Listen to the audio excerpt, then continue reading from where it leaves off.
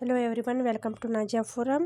ಇವತ್ತು ನಾನು T E T application 2025 ಇವತ್ತಿಂದ ಸ್ಟಾರ್ಟ್ ಆಗಿದೆ.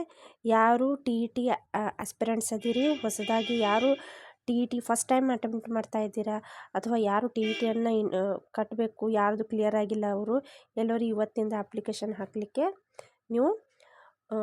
ನೀವು ಟ್ರೈ ಮಾಡಬಹುದು. ಹೌದಾ? ಸೊ ಇವತ್ತಿಂದ ಆನ್ಲೈನ್ ಅಪ್ಲಿಕೇಶನ್ ಸ್ಟಾರ್ಟ್ ಆಗಿದೆ. Online application Karnataka T E T 2025. ಇಲ್ಲಿ download Karnataka T eligibility certificate ಅಂತ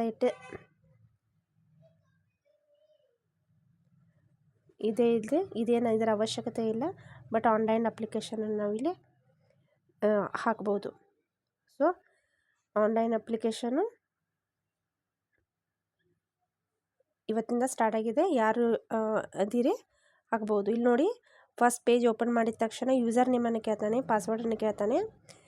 ಯಾರು ಆಲ್ರೆಡಿ ಬರ್ತಿದ್ರಪ್ಪ ಅಂದರೆ ಅವ್ರು ಹಾಕ್ಬೋದು. ಫಸ್ಟ್ ಹೇಳದಪ್ಪ ಅಂದರೆ ನ್ಯೂ ಯೂಸರನ್ನು ಹಾಕಿದರೆ ಭಾಳಷ್ಟು ಉತ್ತಮ. ನ್ಯೂ ಯೂಸರ್ಸ್ ಹಾಕಿದ್ರಪ್ಪ ಅಂತಂದರೆ ಎಲ್ಲವನ್ನು ನಾವು ಅಪ್ಡೇಟ್ ಮಾಡಬಹುದು. ಸೊ ಇವತ್ತಿಂದ ಸ್ಟಾರ್ಟ್ ಆಗಿದೆ. All the best.